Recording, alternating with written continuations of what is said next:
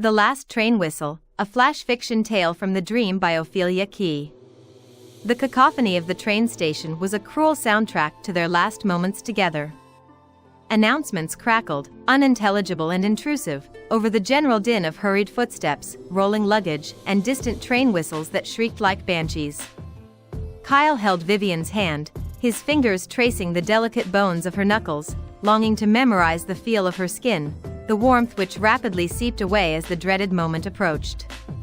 She wore the deep emerald coat he loved, the one that made her eyes sparkle like gems. A few tendrils of her auburn hair had escaped her loose bun, framing a face that was a roadmap of emotions, a valiant attempt at composure warring with a fragile vulnerability.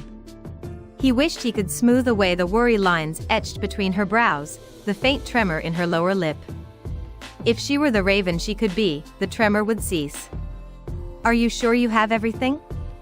His voice rasped, a little rougher than he intended, a futile attempt to fill the silence that had grown too heavy between them. His gaze swept over her small carry-on, the worn leather bag she always brought. Vivian nodded, her eyes meeting his, a deep, silent conversation passing between them. He longed for the mate bond. Yes. Everything. Her grip tightened on his hand, contradicting her words. His everything stood right in front of him, about to disappear. He pulled her closer, his free hand settling on the small of her back, the familiar curve of her spine. Her scent, a mix of old books, lavender, and something uniquely Vivian, enveloped him, a phantom comfort he knew he'd chase in dreams. He buried his face in her hair, inhaling deeply, trying to imprint it on his soul. Her body felt small and fragile against his trembling. "You'll call me when you get there?"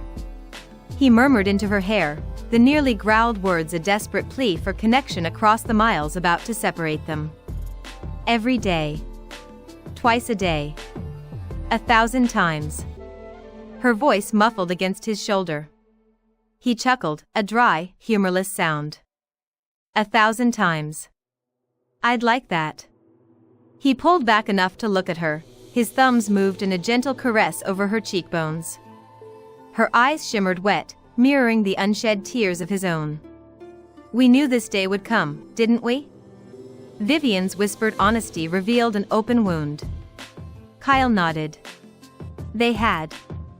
Their love, born amidst the whirlwind of summer, had always carried the expiration date of autumn's end, tethered to her scholarship and his rooted life. Wolves had territory to patrol. They didn't fly into the wind as ravens did. They'd promised no grand declarations of forever, no impossible vows across continents. Just honest, consuming love for as long as they had. The final, agonizing minutes represented the distillation of their unspoken yet always agreed upon promise. A booming loudspeaker voice announced the imminent departure of the 3:45 to Vivian's destination, slicing through the fragile bubble they had built around themselves. A jolt of panic shot through him, cold and sharp. "I don't want you to go." The dignified restraint they'd both tried to maintain shattered into a million pieces. His hands gripped her shoulders, pulling her closer, his gaze desperate, searching for any sign of a reprieve, any solution. Vivian's eyes welled up, a single tear escaping and tracing a path down her cheek before he caught it with his thumb, a tiny, salty testament to their shared pain. "I don't want to go either. More than anything, I don't want to go." For a moment, he debated. Could he ask her to stay? To throw away her dreams, her future, for him? The thought was a selfish one, an unworthy tether. He couldn't do it. He wouldn't. Their love should elevate, not chain. What fool caged a bird meant to soar free? He leaned in, his lips finding hers with a kiss, not of passion, but of desperation. It was slow, tender, searching, a silent apology for the pain, a promise of remembrance. Her lips were soft and warm, tasting of salt and unspoken goodbyes as he poured every ounce of his longing, his regret, his enduring affection into the kiss. Her arms wound around his neck, holding on as if he were the last solid thing in a world spinning out of control.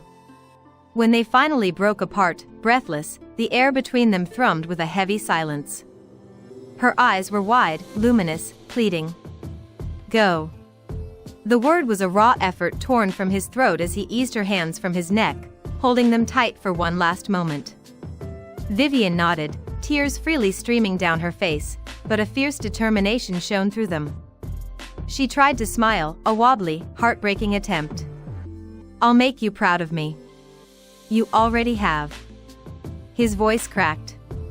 He swallowed hard, trying to regain some control. Go. Go chase your dream.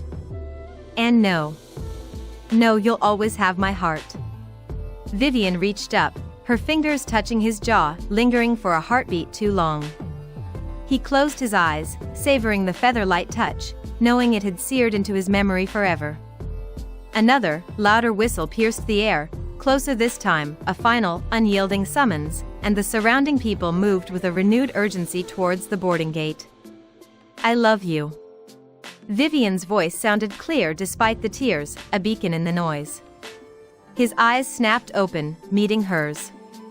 I love you too. Always. His voice husked hoarse, but certain. She turned then, a sudden movement, as if delaying it further would break her. She didn't look back. He watched her emerald coat disappear into the stream of passengers, a flash of vibrant color swallowed by the mundane grays of the crowd. The train began its slow, grinding pull from the station, a metallic sigh of departure. Kyle stood there, rooted to the spot, long after the last carriage had vanished around the bend. The platform felt vast and empty, as the air had turned cold. The scent of her lingered, fleeting, then gone, replaced by the sterile smell of metal and exhaust fumes.